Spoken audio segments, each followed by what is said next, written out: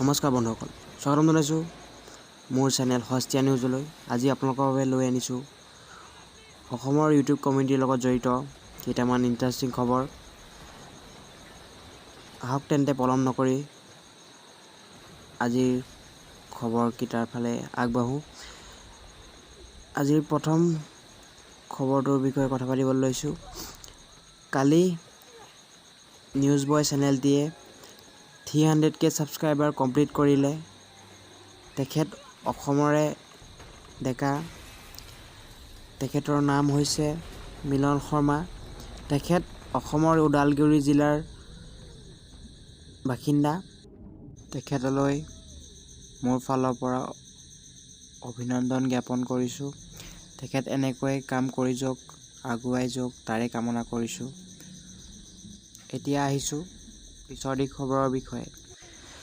কালি শৰৎ গগৈয়ে তেওঁৰ চেনেলত এটা নতুন ৰেপ ছং আপলোড কৰিছে। গতিকে যাওক তেওঁৰ চেনেললৈ আৰু গানটো শুনক। এতিয়া কথা পাতিম পিছৰটো খবৰৰ বিষয়ে। কালি হিপ হপ অসমে তেওঁৰ চেনেলত এটা নতুন ৰিয়েকশ্যন ভিডিঅ' আপলোড কৰিছে। গতিকে যাওক তেওঁৰ চেনেললৈ আৰু তেওঁৰ ভিডিঅ'টো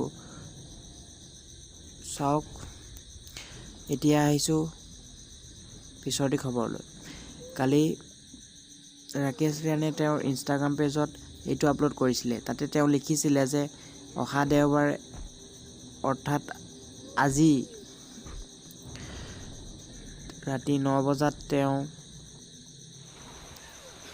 অফিচিয়েল ফেচবুক পেজত লাইভ আহি আছে আৰু তাতে তেওঁ এটা নতুন ভিডিঅ' ৰিলিজ কৰাৰ কথা কৈছে। তাতে চিলি চাট কৰিম বুলিও তেওঁ উল্লেখ কৰিছে। গতিকে আজিলৈ ইমানে। ভিডিঅ'টো চোৱাৰ বাবে ধন্যবাদ। যদিহে ভিডিঅ'টো চাই ভাল পালে লাইক কৰক। যদিহে এনেকুৱা ভিডিঅ' আগলৈ চাব বিচাৰে তেতিয়াহ'লে চেনেলটো ছাবস্ক্ৰাইব কৰক আৰু লগতে বেল আইকনটো দবাই দিয়ক। জয় আই অসম।